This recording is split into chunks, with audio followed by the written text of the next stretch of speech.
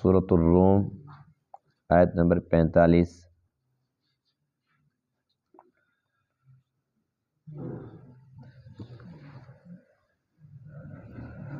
اعوذ باللہ من الشیطان الرجیم، بسم اللہ الرحمن الرحیم۔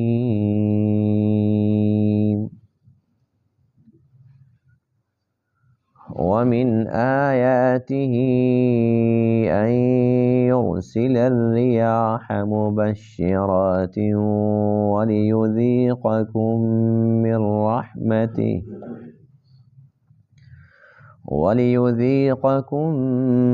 رحمته ولتجري الفلك بأمره ولتبتغوا من فضله ولعلكم تشكرون۔ وَلَقَدْ أَرْسَلْنَا مِن قَبْلِكَ رُسُلًا إِلَى قَوْمِهِمْ فَجَاءُوهُم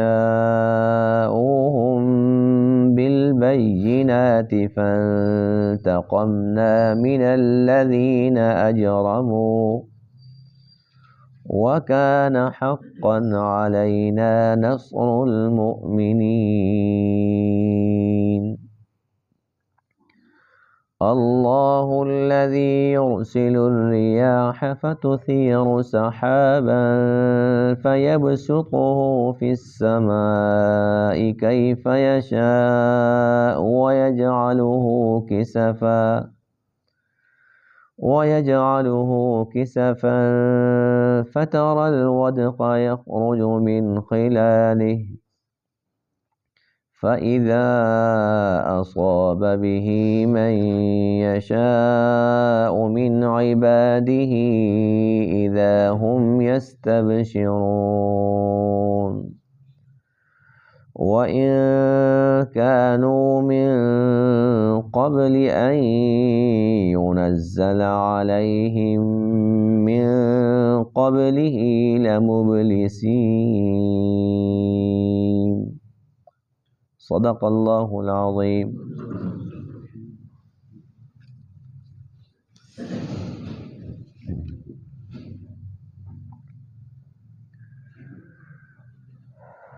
آج کے درس میں آیت کریمہ میں اللہ تعالیٰ کی قدرت کی چند نشانیوں کا تذکرہ ہے، جس میں انسان کو غور و فکر کی دعوت دی گئی کہ انسان ان میں غور و فکر کر کے اللہ تعالیٰ کی معرفت حاصل کرنے کی کوشش کرے۔ اللہ تعالیٰ کی قدرت کی نشانیاں تو بے شمار ہیں۔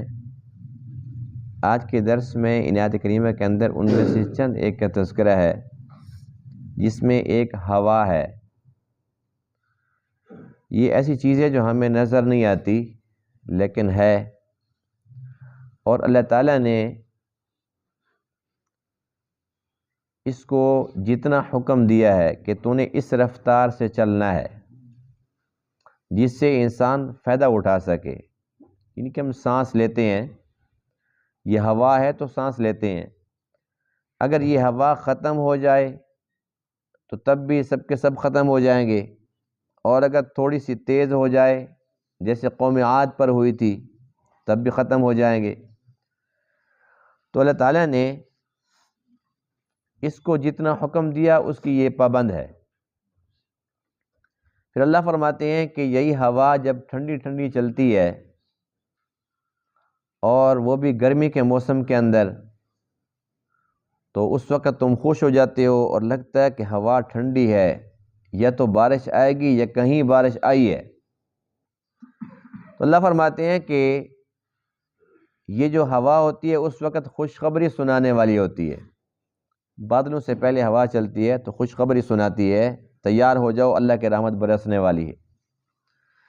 پھر اللہ تعالیٰ کی رحمت سے یہی ہوا بادلوں کو لے کے پھرتی ہے اور انسان پر امید ہو جاتا ہے۔ بسا اوقات وہ نا امیدی میں بھی چلا جاتا ہے کہ یہ پتہ نہیں اتنا عرصہ ہو گیا بارشیں بالکل ہی بند ہو گئی ہیں، لیکن جب ایسا ماحول بنتا ہے تو پھر پر امید ہو جاتا ہے کہ لگتا ہے کہ اللہ کی رحمت برسے گی۔ پھر وہ اوپر دیکھتا ہے بادلوں کو، ہوا بادلوں کو لے کے کبھی ادھر کبھی ادھر، کبھی اکٹھا کر دیتی ہے۔ تو ہم کہتے ہیں جی ابھی تو بادل ادھر اکٹھے ہو رہے تھے، وہ تو گئے، ہوا ان کو لے کے کہیں چلی گئی ہے۔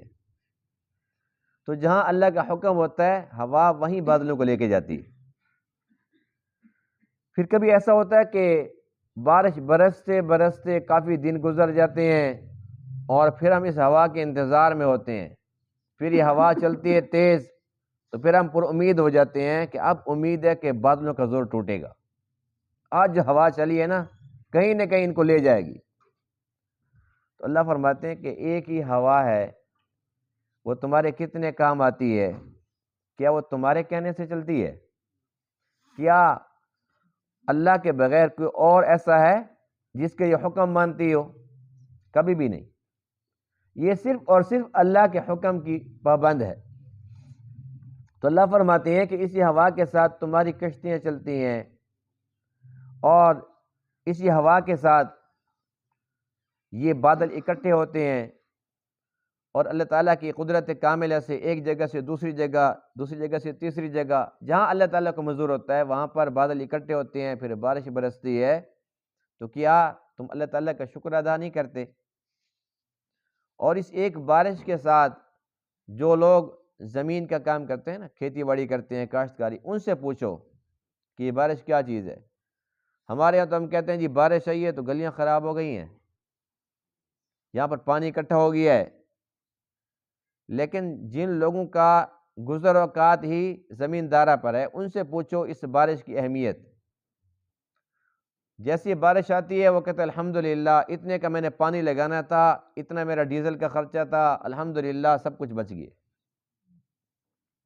تو یہ بارش بڑے کام کی چیز ہے، اور اس بارش کے ساتھ پھر کیا ہوتا ہے؟ اللہ کا فضل ملتا ہے، زمین سے پھر سبزہ نکلتا ہے، جو مردہ زمین ہوتی ہے وہ زندہ ہو جاتی ہے۔ تو زمین سے جو کچھ نکلتا ہے وہ کس کے کام آتا ہے؟ انسان کے۔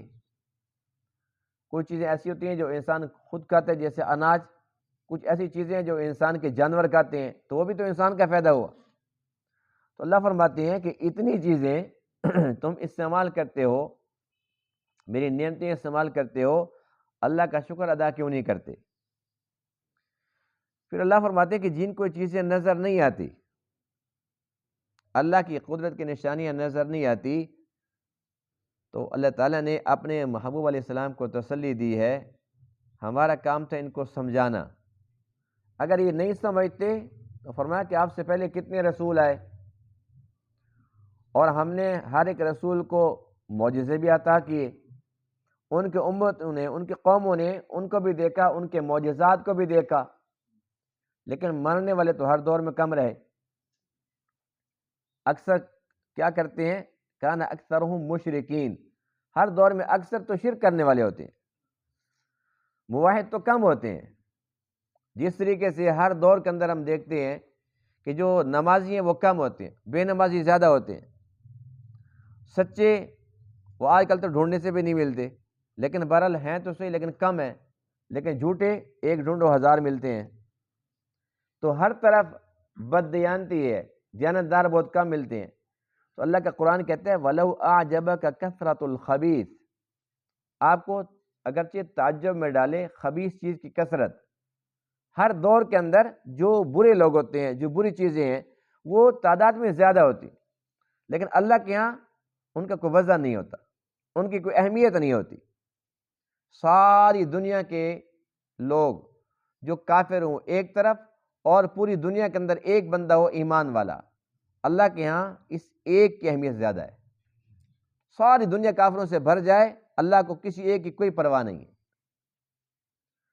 تو اللہ فرماتے ہیں کہ اے محبوب، جنہوں نے بھی نبیوں کی اتباع نہیں کی، ان کا کہا نہیں مانا، تو وہ عذاب کے مستحق ٹھہرے۔ جو ایمان والے تھے اگرچہ تعداد میں کم ہوتے ہیں، لیکن ان کی نصرت، ان کی مدد ہم ضرور کرتے ہیں۔ اللہ فرماتے ہیں کہ یہ ہمارا وعدہ ہے کہ ہم ایمان والوں کی نصرت کرتے رہیں گے، اور ہم اس کو اپنے اوپر حق سمجھتے ہیں۔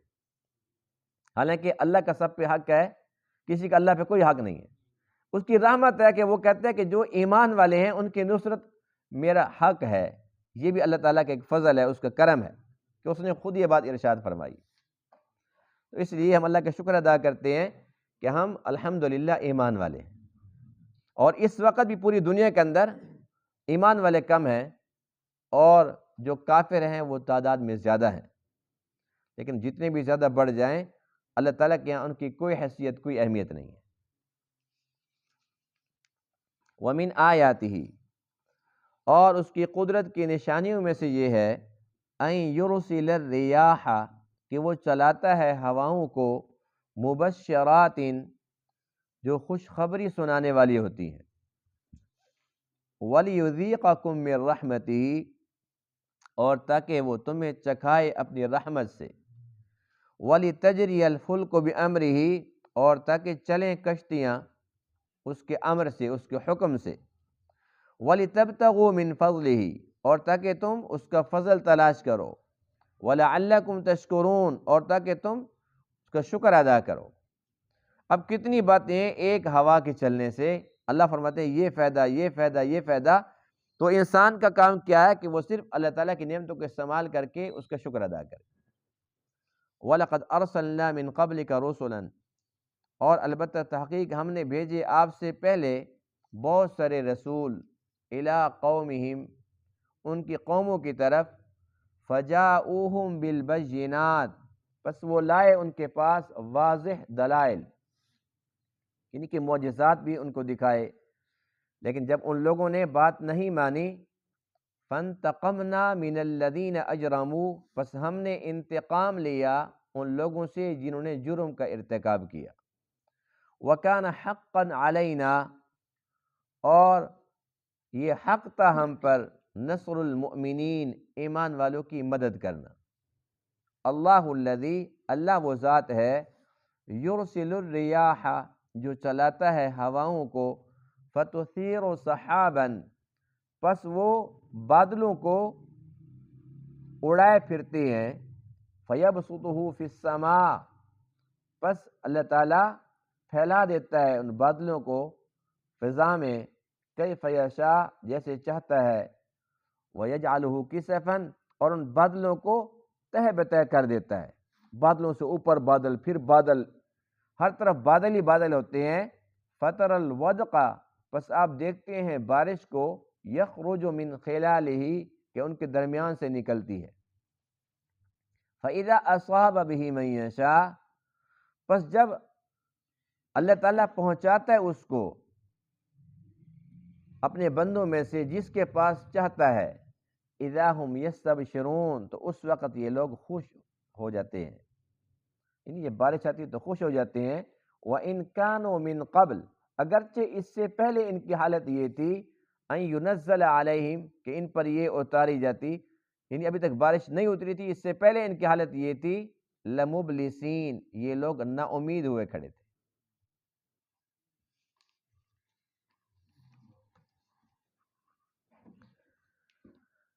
اللہ تعالیٰ کی بے شمار مخلوق میں سے ایک مخلوق ہوا ہے، جس کے اوپر ہر جاندار کی زندگی موقوف ہے۔ یہ ہوا اللہ تعالیٰ نے جب اس کو حکم دیا تھا تھوڑی سی تیز ہو جا قوم عاد پر، وَأَمَّا عَادٌ فَأُهْلِكُوا بِرِيحٍ صَرْصَرٍ عَاتِيَةٍ، اللہ فرماتے ہیں کہ قوم عاد کو اسی ہوا کے ساتھ ہلاک کیا گیا، سخرها علیہم 7 لیال و8 ایام، 7 راتیں اور 8 دن مسلسل ہوا چلتی رہی۔ ہوا اتنی تیز تھی کہ وہ ایک دوسرے کے ساتھ ٹکرا ٹکرا کے پاش پاش ہو گئے، اور یہی قوم عاد تھی جن کے بارے میں قرآن یہ کہتے ہیں 24ویں پارے میں، انہوں نے یہ کہا تھا، وَأَمَّا عَادٌ فَاسْتَكْبَرُوا فِي الْأَرْضِ بِغَيْرِ الْحَقِّ، ناحق زمین میں تکبر کیا، وَقَالُوا مَنْ أَشَدُّ مِنَّا قُوَّةً، کہنے لگے ہم سے زیادہ طاقتور کون ہے۔ ان کے قد بہت بڑے بڑے تھے، اور طاقت کا یہ عالم تھا کہ ایک درخت کو پکڑ کے جیسے جھٹکا دیتے تھے وہ جڑوں سمیت نکل جاتا تھا، اتنے طاقتور تھے۔ طاقت کے نشے کے اندر آ کر یہ مست ہو گئے اور تکبر کرنے لگے، کہنے لگے من اشد منا قوہ، ہم سے زیادہ قوت والا کون ہے؟ اللہ فرماتے اولم یروا، کیا انہوں نے دیکھا نہیں، ان اللہ الذی خلقہم، وہ ذات جس نے ان کو پیدا کیا، ہوا اشد منہم قوہ، وہ ان سے زیادہ قوت والا ہے۔ یہ بھول گئے ہیں کہ یہ مخلوق ہیں۔ اگر اللہ نے ان کو قوت دے ہی دی ہے تو جو دینے والا ہے اس کی قوت کتنی ہوگی؟ یہ تو مخلوق ہیں، خالق کی طاقت کتنی ہوگی؟ یہ بھول گئے۔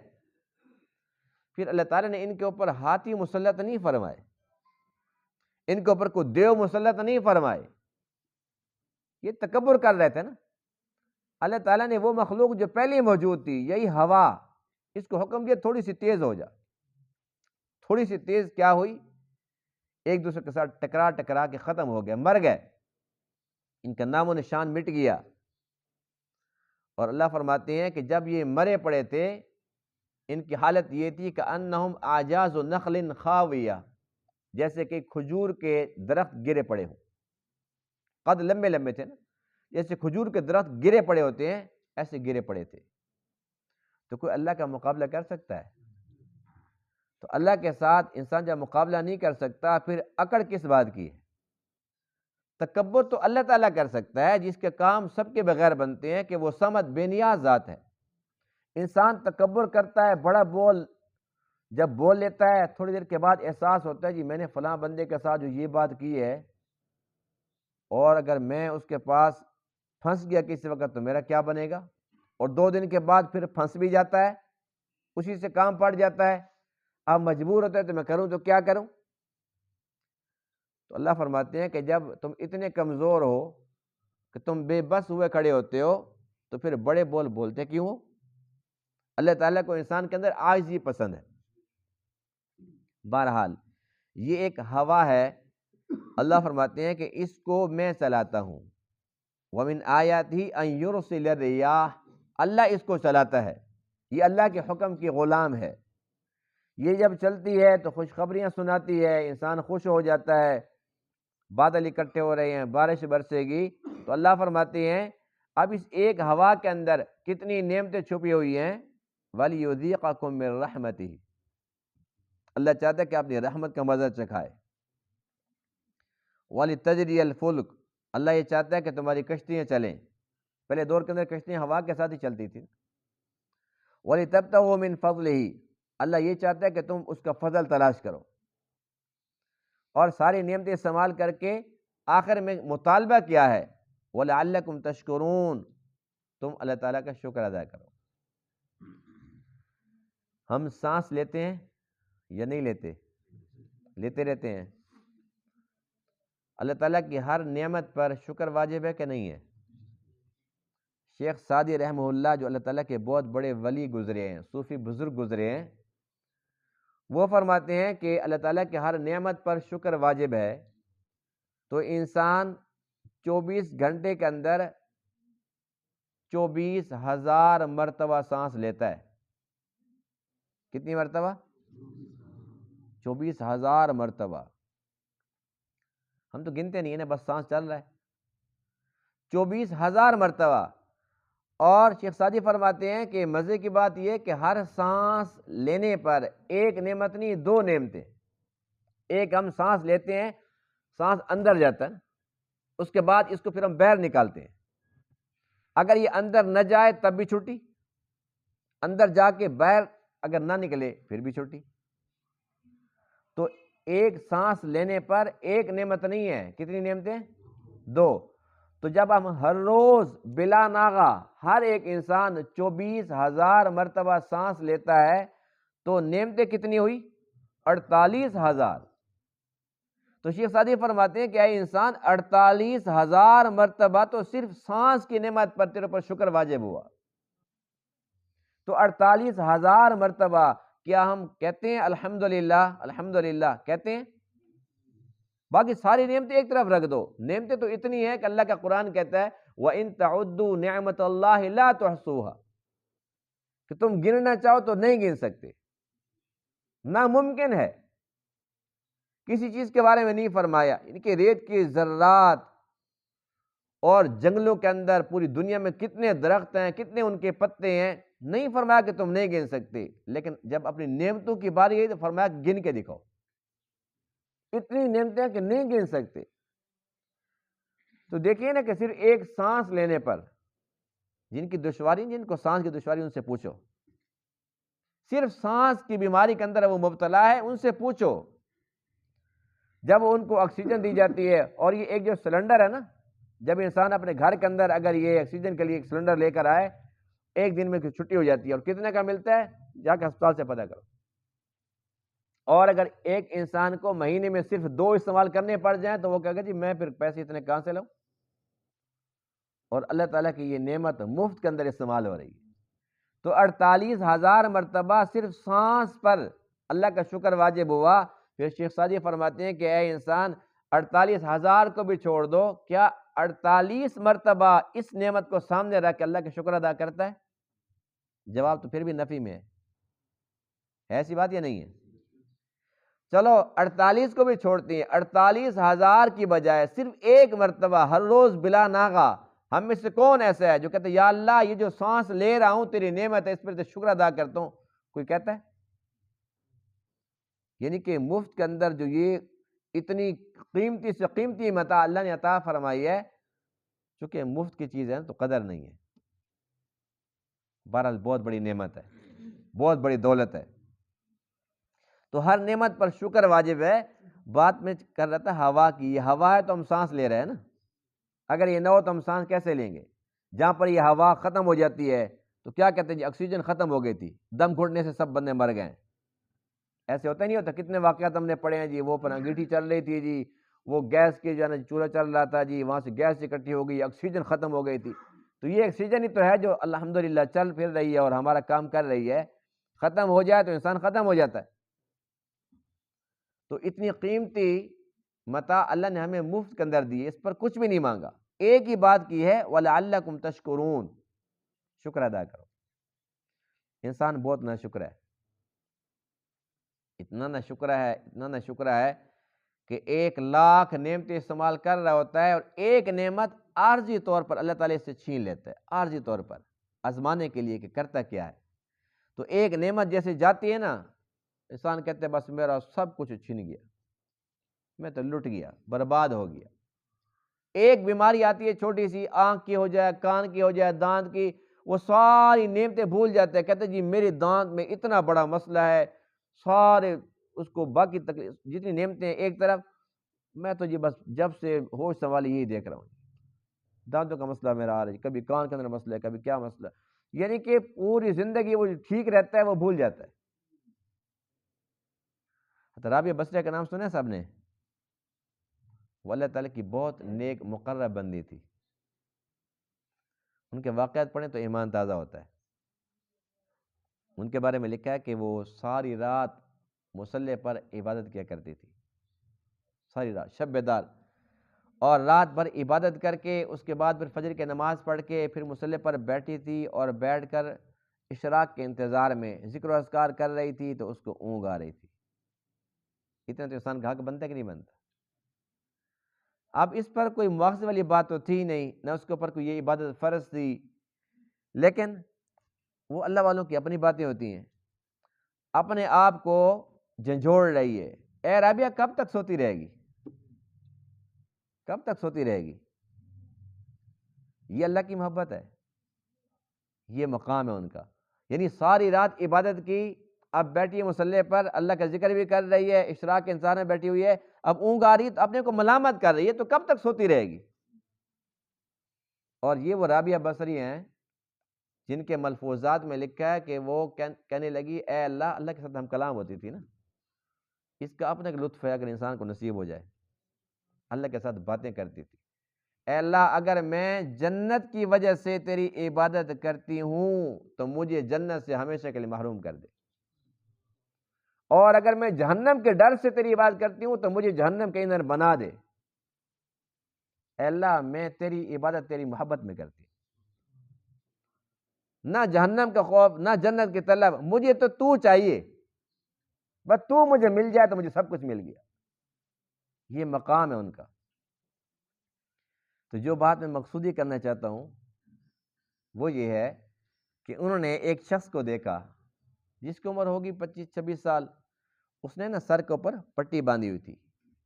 اب تو یہ رواج ختم ہو گیا ہے، پہلے زمانے میں ایسا ہوتا تھا کہ کسی کے سر میں اگر درد ہوتا تھا نا تو وہ کس کے پٹی باندھ دیتے تھے، اور یہ کوئی بری چیز نہیں ہے، اس لیے نہیں ہے کہ خود حضور علیہ الصلوۃ والسلام کے سر مبارک میں جب درد ہوا تو آپ نے بھی یہ کام کیا تھا، یعنی کوئی منع نہیں ہے۔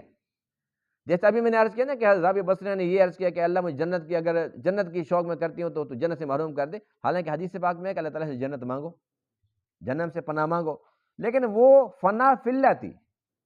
تو اولیاء کرام کا جو مقام ہوتا ہے وہ الگ ہوتا ہے، وہ جس وقت جذب کی حالت میں ہوتے ہیں تو وہ جنت جہنم کو نہیں دیکھتے، بس وہ اللہ کے اندر فنا ہو جاتے ہیں، وہ غرق ہو جاتے ہیں اللہ کی محبت میں، وہ کہتے ہیں اللہ چاہیے، اللہ چاہیے اور کچھ نہیں چاہیے۔ اس لیے کہ یہ بات منع نہیں ہے، اس لیے میں وضاحت کر رہا ہوں کہ آپ اگر کسی سے یہ بات کریں وہ کہیں جی ہم نے حدیث کے اندر یہ سنا ہے، یہ پڑھا ہے، اللہ کے نبی نے بھی یہ کام کیے، تو منع نہیں ہے۔ ان کی محبت کی بات میں بتانے لگا ہوں کہ انہوں نے ایک جوان کو دیکھا کہ اس نے پٹی باندھی ہوئی ہے، آپ نے پوچھا کہ بیٹا کیا ہوا؟ اس نے کہا جی میرے سر میں بہت شدید درد ہے۔ تو فرمایا کہ یہ شکوے کی جو پٹی بندھی ہوئی ہے، شکوے کی، کس چیز کی؟ شکوے کی جو پٹی بندھی ہوئی ہے، یہ درد کس نے کیا؟ اللہ نے کیا ہے، اور آج درد ہو گیا تو 25 سال کا ہے، 25 سال پہلے جو ٹھیک ٹھاک تھا تو شکر کی پٹی بھی کبھی بندھی؟ آج سب کو بتا رہا ہے پٹی باندھ کے جی میرے درد ہو گیا، درد ہو گیا، اللہ نے درد کر دیا، اور جب اس نے نہیں کیا نصیحت دی تھی تو اس شکرانے کی کوئی پٹی بھی تھی؟